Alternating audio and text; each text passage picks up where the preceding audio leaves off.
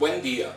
Envío un afectuoso saludo a mis hermanos de las iglesias en Yecapixtla y San Pedro Tlalnimilulpan en el estado de Morelos, de las iglesias en el estado de Oaxaca y de San Mateo Jalpa Xochimilco en la Ciudad de México, de otras congregaciones y amigos que nos ven y escuchan a través del canal oficial en YouTube de nuestra congregación, la Divina Trinidad.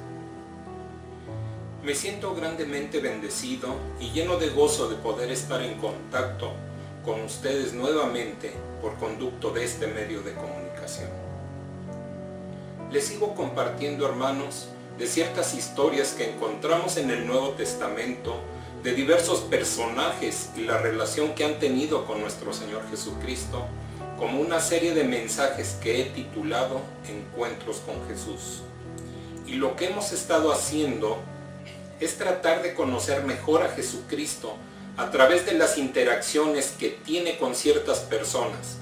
A veces vemos el impacto que tienen esas personas, a veces lo que vemos son las cosas que les revela, y así aprendemos y nos acercamos cada vez más a Él y tenemos la posibilidad de vivir la vida de una manera diferente, de una manera como Él nos enseña a vivirla.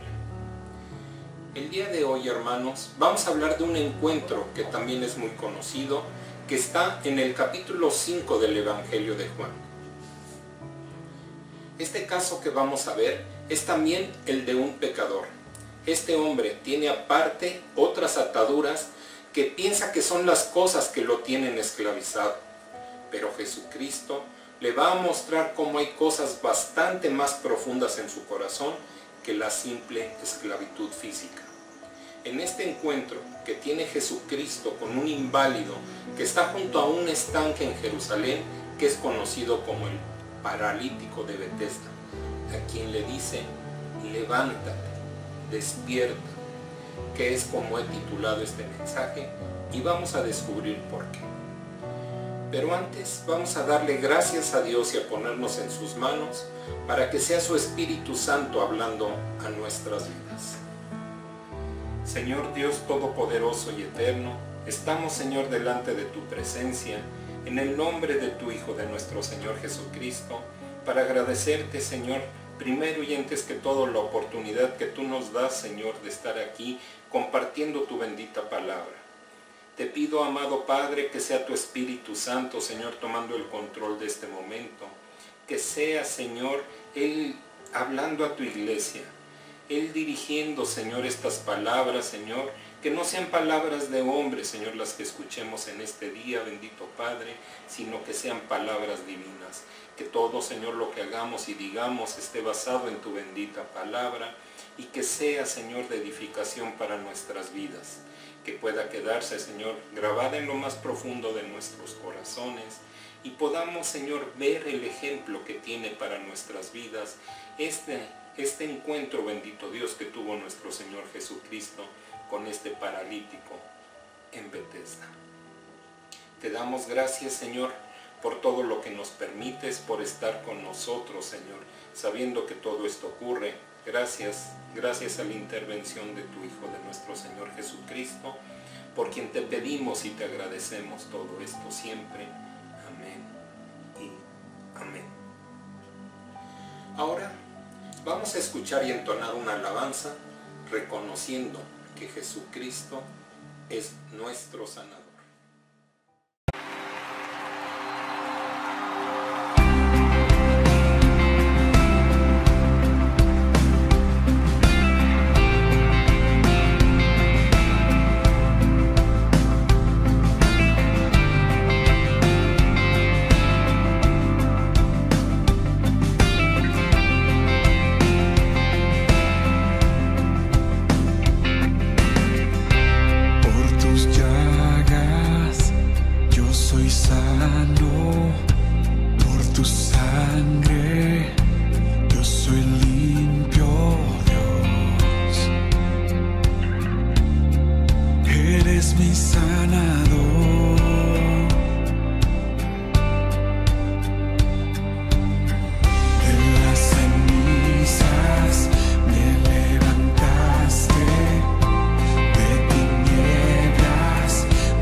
rescataste.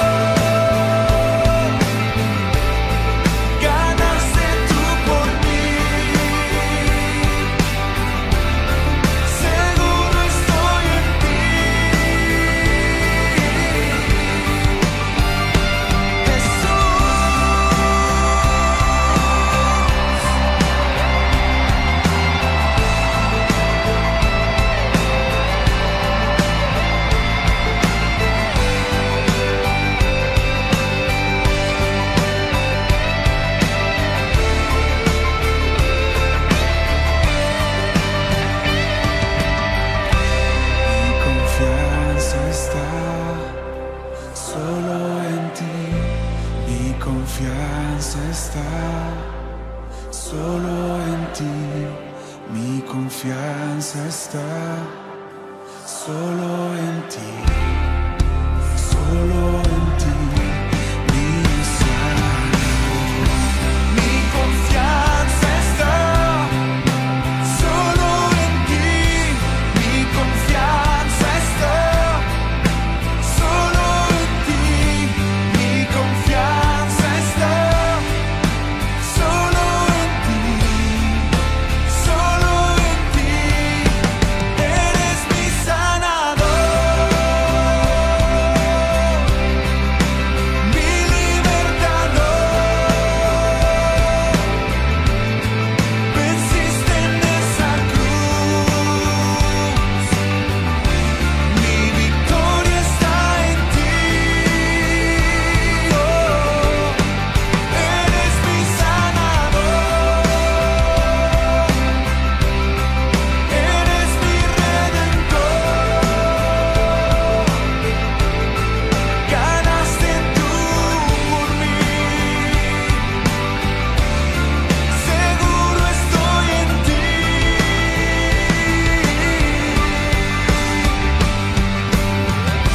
Mi confianza está solo en ti, mi confianza está solo en ti, mi confianza está solo en ti, solo en ti, mi sanador. Mi confianza está solo en ti, mi confianza está solo en ti, mi confianza está solo en ti, mi sanador.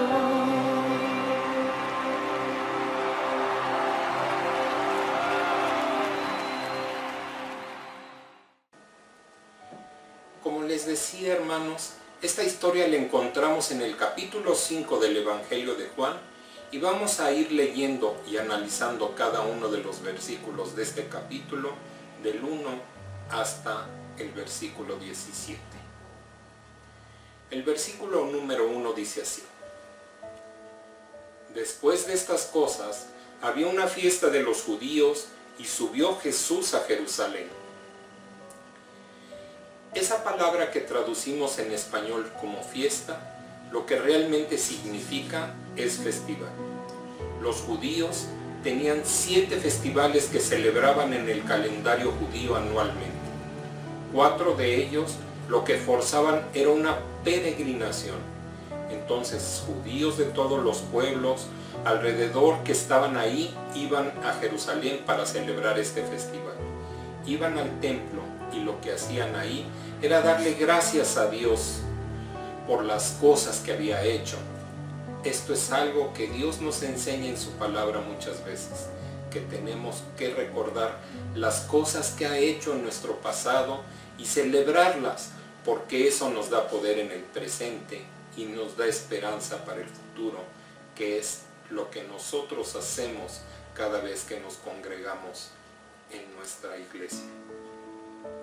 Muchas personas van a las diferentes congregaciones el domingo pensando que van a recibir algo, pero en realidad lo que vamos a hacer es a dar algo. Vamos a adorar a Dios, a darle nuestra honra, a levantar su nombre, recordando las cosas maravillosas que hace en nuestra vida todo el tiempo. Entonces, eso es lo que Jesucristo está regresando con sus discípulos a hacer en Jerusalén. Los versículos 2 y 3 de este capítulo 5 del Evangelio de Juan dicen: Y hay en Jerusalén, cerca de la puerta de las ovejas, un estanque llamado en hebreo Betesda, el cual tiene 5 pórticos. En estos yacía una multitud de enfermos, ciegos, cojos y paralíticos que esperaban el movimiento del agua. En la ciudad de Jerusalén, en tiempos de Cristo, tenía 4 puertas, una en cada punto cardinal. y esta en particular se llamaba la Puerta de las Ovejas, porque era el lugar por donde entraba toda la gente que llevaba ovejas al templo para sacrificarlas. Era el camino más directo al templo y por ahí entraba la gente con las ovejas. Bajo los pórticos había unas columnas alrededor del estanque que tenían techos, y bajo esos techos estaban acostados ahí enfermos, ciegos, cojos, paralíticos. Imagínense el contraste de lo que esto significa. Al lado del estanque están pasando personas con las ovejas. Está lleno de enfermos. No tenemos idea de cuántos, no nos lo dicen en la Biblia, pero seguramente eran cientos de personas que estaban ahí, que esperaban ser sanadas. Estas personas que están ahí al ladito del estanque están lo suficientemente cerca del templo como para oír la celebración. El festival es realmente una celebración. Hay cantos, hay comida, pero esta gente está ahí sentada o postrada junto al estanque sin poder participar en esa celebración. Eso es importante para nosotros porque muchas veces las situaciones que nosotros tenemos en nuestra vida no nos permiten celebrar a Dios. Venimos o vamos a la iglesia con la intención de adorar a Dios, de celebrar a Dios, pero cuando de repente estamos en medio de momentos oscuros, nos cuesta mucho trabajo hacerlo. A lo mejor le está pasando, hermano, en ocasiones a alguno que viene con el corazón cargado con ciertas cosas, viene con cierto peso y a lo mejor ve a gente, a otros hermanos que están entregados a la adoración, levantan los brazos, están emocionados y por dentro están pensando, yo no puedo, con la semana que he tenido, no siento las ganas de adorar, y lo que no se dan cuenta es que a lo mejor no están ciegos físicamente como algunas de las personas que estaban en el estanque, pero sí espiritualmente. Es decir, están tan enfocados en las circunstancias que les rodean en esos momentos que no tienen la capacidad de ver las bendiciones que Dios está haciendo a su alrededor, el trabajo que está haciendo en usted, hermano. Pero Dios siempre está trabajando. Cuando nosotros confiamos en Jesucristo y le entregamos nuestra vida, empieza Él a trabajar en ella y nos empieza a transformar y nos empieza a renovar. Pero hay momentos de dolor, momentos de oscuridad, donde a lo mejor no lo podemos ver porque estamos enfocados en las circunstancias y llegamos a lo mejor frustrados con Dios, a veces enojados con Él porque pensamos que no está actuando o por lo menos no lo suficientemente rápido como nosotros quisiéramos.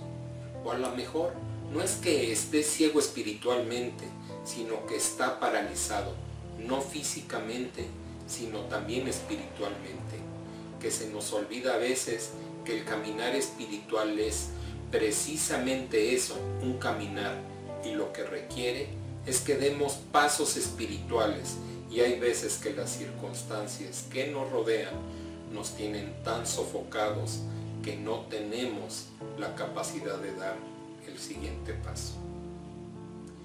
La conexión con Él a través de la lectura, la meditación de su palabra, el tener comunión con otros hermanos y hermanas en Cristo, nos da ese siguiente paso. Regresando a la historia, vemos que el estanque está rodeado de enfermos y vamos a averiguar qué hacen ahí. Dice en el versículo 4, porque un ángel descendía de tiempo en tiempo al estanque y agitaba el agua, y el que primero descendía al estanque, después del movimiento del agua, quedaba sano de cualquier enfermedad que tuviese. Existen algunas versiones de la Sagrada Escritura donde este versículo no aparece. Por ejemplo, Biblia la Palabra, traducción en lenguaje actual, Nueva Traducción Viviente, Dios habla hoy, porque en los manuscritos originales de este Evangelio ese versículo no existía. Ese versículo lo añadió algún rabino casi 300 años después para explicar lo que estaba pasando ahí. Esto que nos está explicando aquí es una superstición que la gente tenía en esa época. No es parte de la palabra inspirada de Dios y no está respaldado bíblicamente que esa fuera verdad. Este rabino como que quiso darle explicación de lo que la gente creía para que se entendiera lo que hacían los enfermos ahí. Ahora la pregunta es, hermanos, ¿qué hacía Jesús ahí? En ese lugar donde entra la gente que trae ovejas para el sacrificio o gente que lleva enfermos a este estanque, y ese lugar era un lugar que la mayor parte de la gente trataba de evitar. La gente creía que el que se metiera en ese estanque iba a quedar sano. Ese estanque estaba rodeado de cientos de niños, adolescentes, adultos, con parálisis, con ceguera, con enfermedades profundas, y por ahí estaban pasando todos los animales. La mayoría de la gente trataba de evitar esa puerta y entraban a Jerusalén por otras puertas. Pero Jesús, nuestro Señor, entra por ahí. Él no lleva ovejas, no lleva enfermos. Entonces lo vemos hacer lo que siempre hace nuestro Señor. Va al lugar en donde sabe que está el dolor, que está el sufrimiento, donde está la gente que necesita ser liberada. Y siempre por eso va y apunta al lugar en donde más nos duele, al lugar donde más profundamente sentimos ese sufrimiento, y eso es lo que llega a confrontar. Vamos a ver ahora qué dice el versículo 5. Y había allí un hombre que hacía 38 años que estaba enfermo. El promedio estimado de vida de un hombre en tiempos de Cristo, en esa época, en esa zona, era de 35 años. La gente no vivía muchos años entonces. Este hombre llevaba 38 años inválido. No nos lo dice la Biblia, pero todos los expertos concuerdan en que seguramente estaba paralizado, y este señor piensa que está esclavizado por su enfermedad. Y esto es lo que nos pasa a muchos de nosotros. Pensamos que lo que nos tiene atrapados, lo que no nos permite verdaderamente seguir a Dios, son las circunstancias, la situación física que sintamos, lo que está pasando acá afuera. Pero Jesucristo está a punto de mostrarnos que es algo bastante más profundo que la parálisis lo que tiene este señor en donde está. El versículo 6 dice: cuando Jesús lo vio acostado y supo que llevaba ya mucho tiempo así, le dijo: ¿quieres ser sano? Dos cosas acerca de este pasaje. En primer lugar, imagínese la cantidad de gente que había al lado del estanque pensando que van a ser sanados. Un montón de gente. Pero Jesucristo va directo a este individuo. Y quiero, hermano, que sea consciente de que de los 7.500 millones de individuos, alrededor de esa cantidad, que caminan por este planeta, el día de hoy Dios lo puso aquí, oyendo este mensaje, para hacerle la pregunta a usted. Y le dice: ¿quieres quedar sano? ¿Dejar de vivir lo que estás viviendo? ¿Quieres tirar la esclavitud o lo que sea que te esté esclavizando? En lo personal, me parece una pregunta muy extraña la que hace nuestro Señor Jesucristo. ¿Quieres sanar? Hasta parece insensible, como que parece innecesaria. Pero la realidad es que Jesucristo está aquí tratando de sacar a la luz algo que es muy importante. Le está diciendo al individuo: yo sé que estás en dolor, sé que estás sufriendo, pero mi pregunta es: ¿qué vas a hacer con todo ese dolor?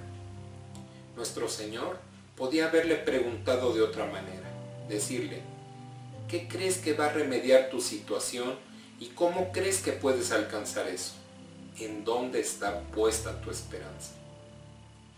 Esto nos deja una primera enseñanza muy importante, hermanos, que Jesús nos está enseñando que a donde lleva su dolor indica lo que realmente uno cree.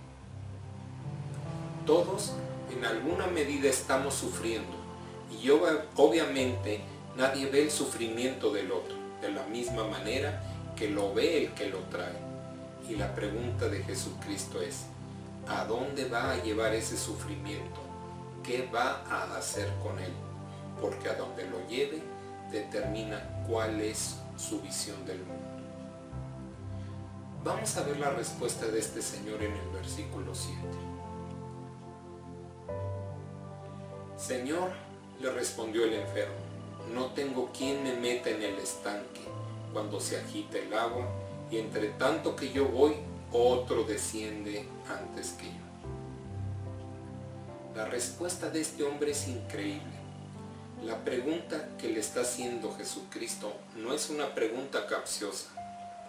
Las posibles respuestas son sí o no. Pero el hombre no le contesta que sí, no le contesta que no, le va a dar una excusa, lo cual revela una cosa importantísima. Este varón cree en una mentira que lo tiene acostado junto al estanque por muchísimos años. Los estudiosos bíblicos que han analizado este pasaje, que se dedican a estudiar no nada más la Biblia, sino la historia que hay alrededor de la Biblia, están convencidos de que esta creencia, esta superstición, fue inventada por un grupo de personas no honestas que estaban incluso montando sanaciones falsas para venderle espacios a la gente que llegaba enferma, cobrarle dinero por sentarlos más cerca del estanque. Entonces, este hombre lleva creyendo esa mentira por años. Este estanque fue encontrado por arqueólogos en Jerusalén. Ahora está excavado y se han dado cuenta que la fuente de agua era natural y que de vez en cuando salía una burbuja. Y me imagino que se aventaban todos contra todos por tratar de meterse primero para lograr, según ellos, su oportunidad de alcanzar la vida que siempre habían soñado. Por fin librarse de eso que tenían y entonces iban a vivir como siempre habían soñado. Este hombre cree que su sanación se encuentra en el estanque y piensa que si tan solo pudiera ser el primero en entrar, todo estaría bien. Eso es lo mismo que les pasa a muchos en ocasiones. Piensan, si tan solo sucediera algo diferente, si algo cambiara, si esta persona se portara diferente, si mi jefe fuera así, si mi esposa y mis hijos hicieran lo que yo quiero, entonces todo estaría bien. Pensando que la solución está en que cambien los factores externos sin considerar que muchas veces quienes tienen que cambiar son ellos. Veamos cómo responde nuestro Señor en el versículo 8. Jesús le dijo, levántate, toma tu lecho y anda. Si la idea de quién y cómo es Jesucristo proviene al 100% de lo que dicen los evangelios, cómo lo describe la Biblia, entonces es una idea muy clara de quién es Él. Pero hay gente que sus ideas acerca de Cristo provienen de cosas que les han dicho, cosas que han oído en la escuela, en programas de televisión, en otros lados, y entonces se crean una imagen de Jesucristo que no es real. Hay personas que piensan que Jesús es una persona que siempre hablaba suavecito, que siempre estaba muy tranquilo, que jamás se exaltaba. Pero esto no es lo que vemos en los evangelios y no es lo que vemos en este versículo. De hecho, aquí nuestro Señor está hablando con autoridad, muy probablemente con firmeza. Le está diciendo, levántate, que significa literalmente despierta, abre los ojos. Jesús le está diciendo, despierta, abre los ojos. No le está hablando como un tirano, dándole órdenes o tratando de humillarlo, herirlo, apuntándole a algo que seguramente le ha causado dolor toda su vida. Lo que está diciendo o lo que está haciendo es decirle: es hora de dejar de poner excusas, es hora de dejar de creer en mentiras, despierta, abre los ojos, levántate. Yo tengo la autoridad sobre todas las cosas en tu vida que te limitan de experimentar la vida que yo tengo para ti. No nada más lo que tú estés soñando, para lo que yo te diseñé. Levántate, recoge tu camilla y empieza a caminar.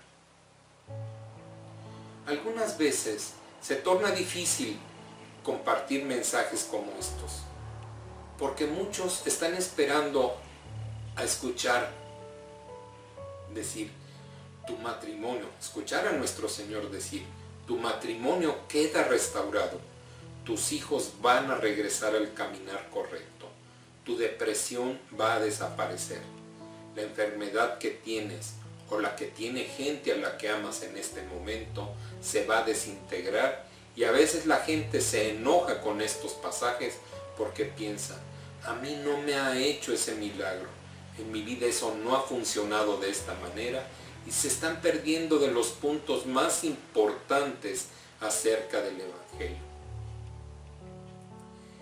El milagro que Jesucristo tenía que hacer para que pudieran vivir la vida que siempre han soñado, lo hizo en la cruz, por ellos, por ustedes y por mí, para darnos vida real, vida plena, vida eterna.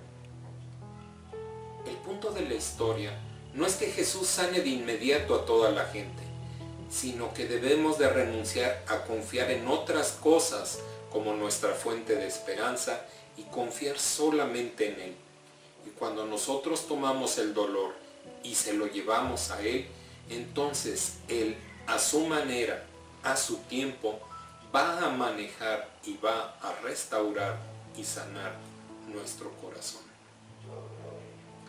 La esperanza principal del cristiano es que se avecina un día sin lágrimas, un día sin enfermedad, un día lleno de puro amor.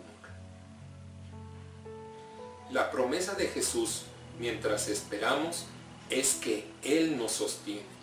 Él está trabajando en nuestro corazón y mientras tanto nos está sosteniendo y nos protege de que en nuestra desesperación empecemos a buscar caminos que realmente no nos van a sanar y de hecho lo que van a hacer es causar más dolor, y nos tratamos de anestesiar para no pensar en el dolor.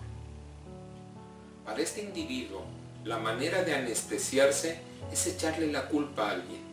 Es que nadie me ayuda, la culpa es de mi familia, nada más llegan y me tiran aquí, la culpa es de otro, y de esa manera, de alguna forma, evitan enfrentar el dolor. La invitación que Jesús le está haciendo a este hombre, la que nos está haciendo a nosotros, es: tráeme tu dolor. Confía que cuando me traes tu dolor, lo que voy a hacer es trabajar en tu corazón, transformándolo de forma maravillosa, aunque a corto plazo no te des cuenta. La historia aquí toma otra dirección. En los versículos 9 al 12 nos dice: y al instante aquel hombre fue sanado y tomó su lecho y anduvo.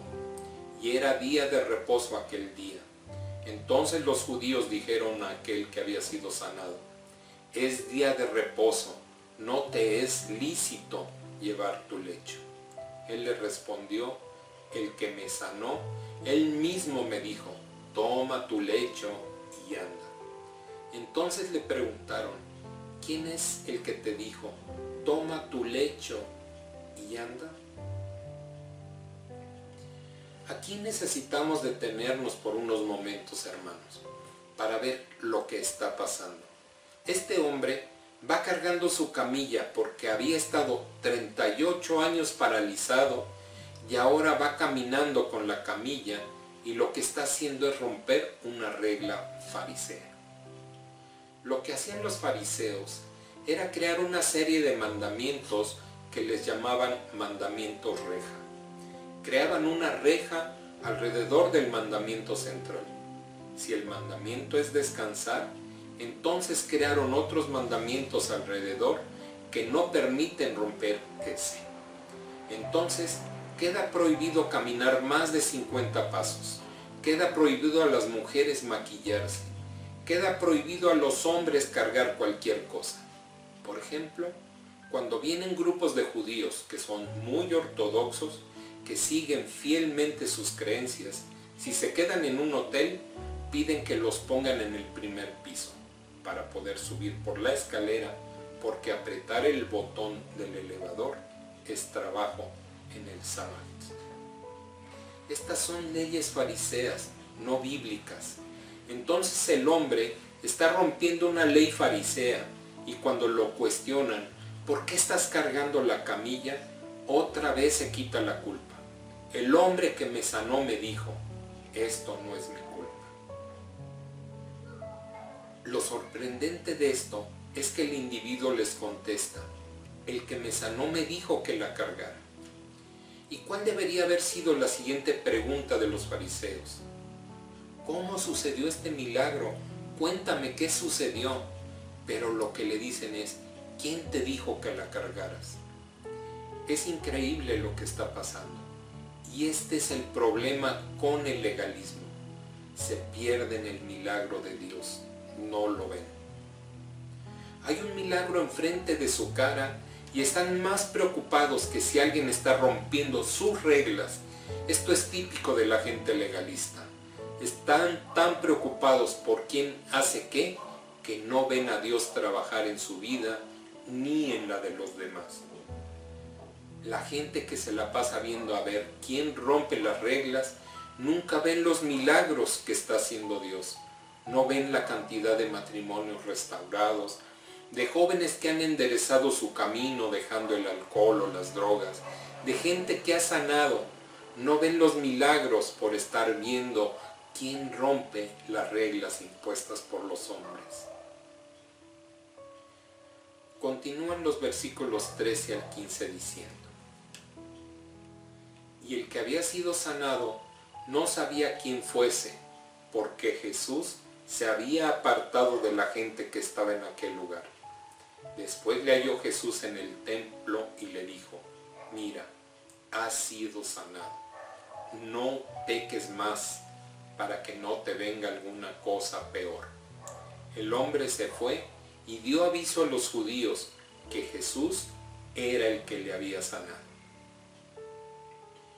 Piense en esto por un momento, hermano. Si usted hubiera sido ese individuo, 38 años paralizado, quién sabe cuántos días tirado junto al estanque, todos los días rodeado de gente quejándose, llorando, y de repente llega un varón y le dice, ¿quieres ser sanado? Y le dice una incoherencia y él le dice, estás sanado. ¿Qué hubiera hecho? ¿No se hubiera aventado a sus pies? Preguntado, ¿cómo te llamas? ¿Quién eres? ¿A dónde vas? Como lo hacen muchísimas personas a las que nuestro Señor sana. Pero este hombre ni siquiera sabía cómo se llama el que lo sanó. No tenía ni la más remota idea. Esto nos enseña una cosa muy fría. Cuando el corazón está endurecido, aunque reciba bendiciones de Dios, ni siquiera se da cuenta. Ni siquiera sabe de dónde viene. Pasan cosas buenas en su vida y cree que es por él mismo. No voltea al cielo para decir, gracias Señor, porque su corazón está frío, está endurecido, está muerto como el corazón de este individuo de la historia. Jesús le dice, ya has quedado sano, no peques más. ¿Y qué hace? Sale corriendo con la autoridad y les dice, ese es el que me sanó.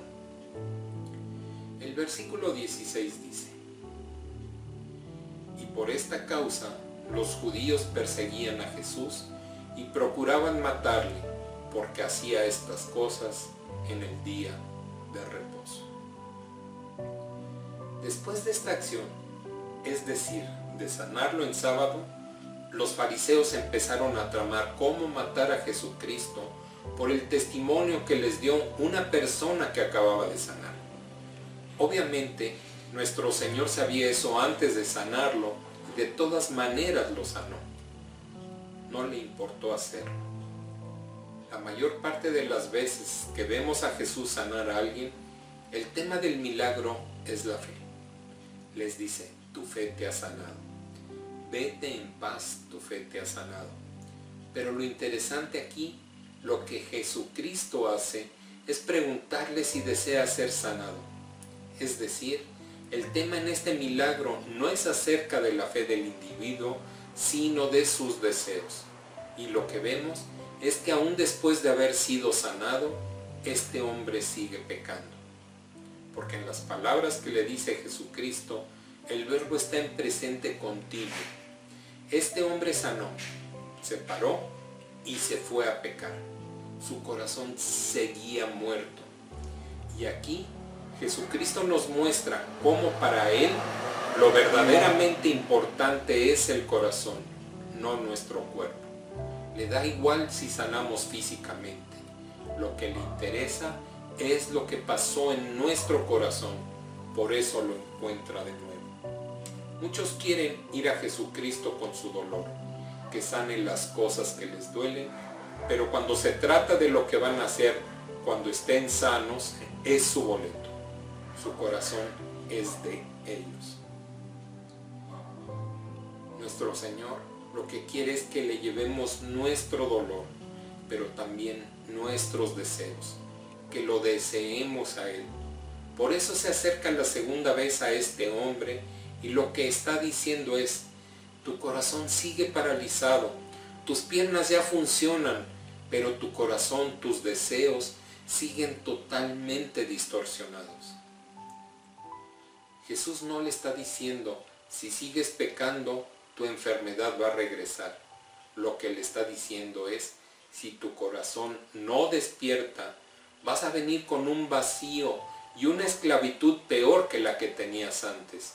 Y en última instancia, a lo mejor vas a terminar separado de Dios por la eternidad. Lo que le está tratando de decir es, la vida sin Jesús es mucho más terrible que el estanque donde estabas. Otra lección muy importante es que Jesús nos muestra que lo que hacemos con nuestra libertad también muestra nuestras creencias. Una vez que Jesucristo empieza a liberarle de esas cadenas que le tienen agarrado, ¿qué hace con su libertad? Todos tenemos que estar muy pendientes de nuestros deseos, porque indican lo que realmente amamos. Y Jesús está tratando de que este hombre entienda que Él, Jesucristo, nuestro Señor, es más digno, más maravilloso que ninguna otra cosa que pudiera encontrar en el mundo. El mensaje termina con el versículo 17 que dice, y Jesús les respondió, mi Padre hasta ahora trabaja y yo trabajo. Jesús les contesta, mi Padre aún hoy está trabajando y yo también trabajo, lo que nos deja una última enseñanza. Aunque no lo note, hermano, Jesús siempre está trabajando en usted. Jesucristo lo está diciendo todo el tiempo. Estoy trabajando en ti en todo momento. Aunque no lo notes, estoy transformando tu corazón. Aférrate a mí, confía en mí.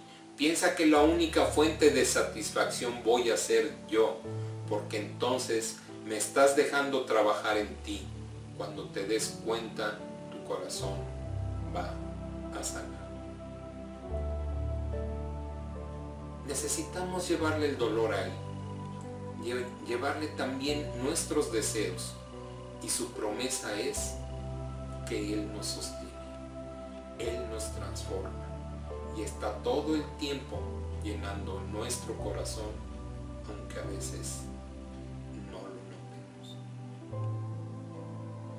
Nos está diciendo, levántate, deja de poner excusas, despierta. Esa es su invitación.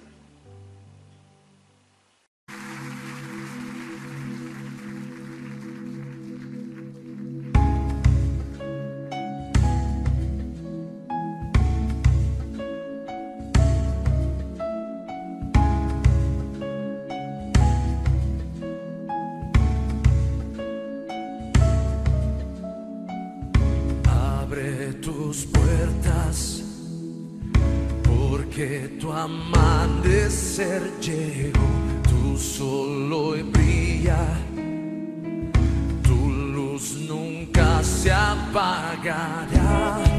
Soy tu Salvador, soy tu Redentor, quien te da seguridad.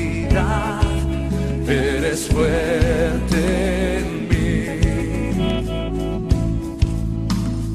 Un sonido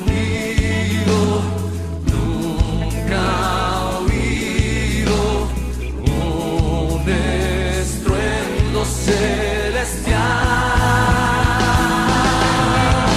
Levántate y resplandece hoy, con mi luz, mi poder te cubrirá.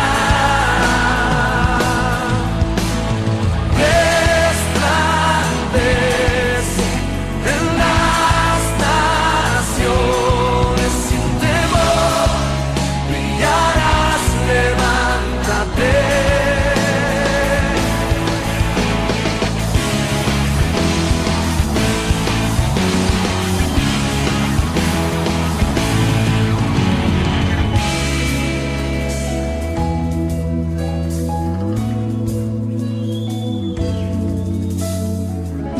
Abre tus puertas, porque tu amanecer llegó, tu sol hoy brilla, tu luz nunca se apagará.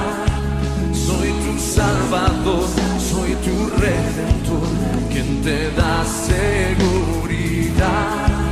Eres fuerte en mí. Un sonido nunca oído, un estruendo celestial. Levántate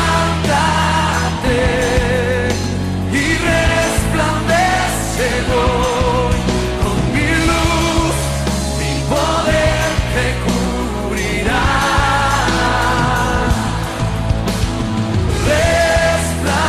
Resplandece en las naciones, sin temor brillarás, levántate.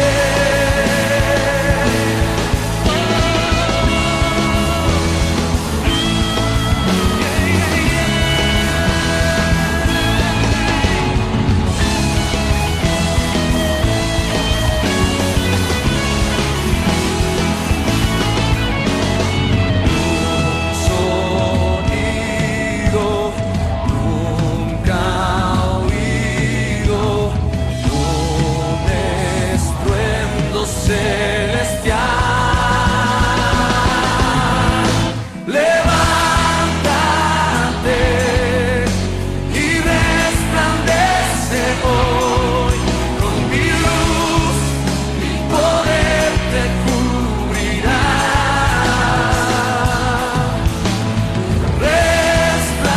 Resplandece en las naciones, sin temor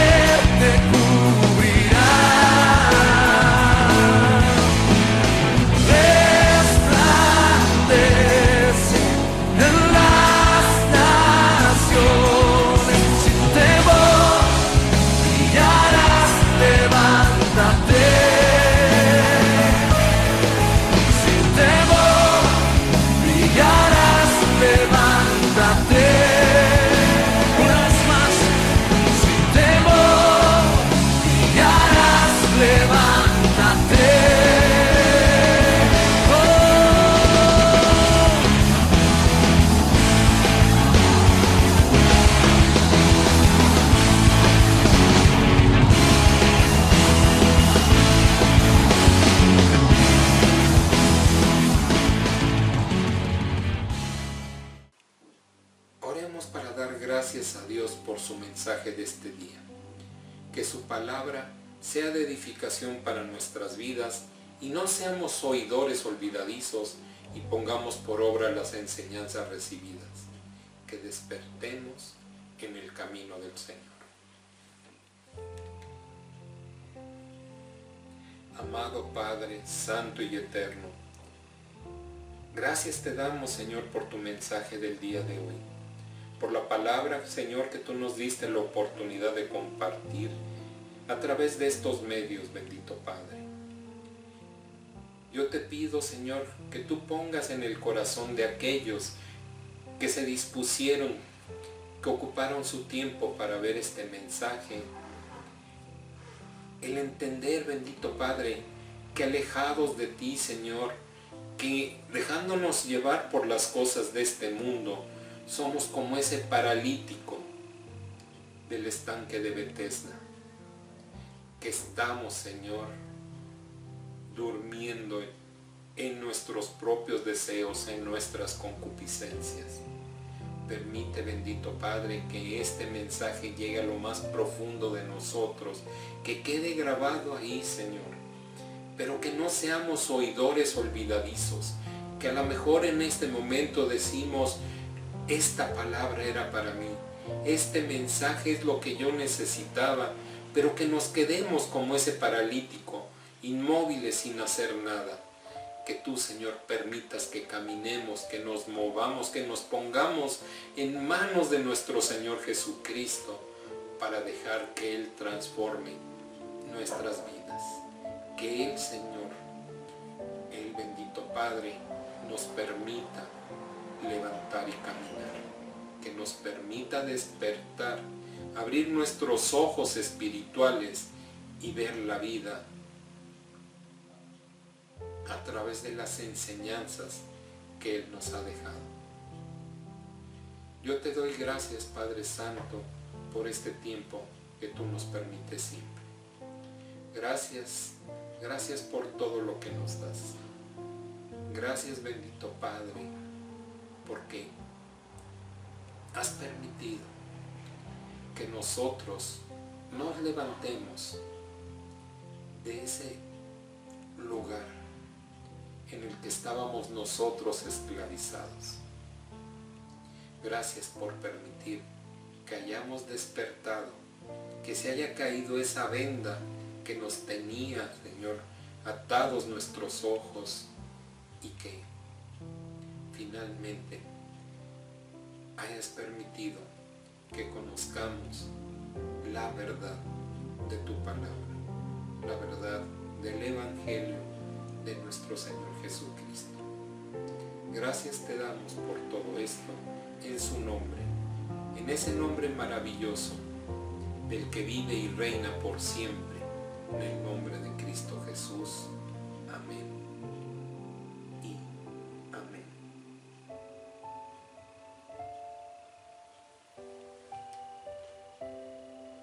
Quisiera despedirme, hermanos, con la bendición sacerdotal que encontramos en el libro de Números, capítulo 6, versículos 24 al 26, en la versión traducción en lenguaje actual, que dice: que Dios te bendiga y siempre te cuide, que Dios te mire con agrado y te muestre su bondad, que te mire con agrado y te llene de paz. Bendiciones. Hasta la próxima.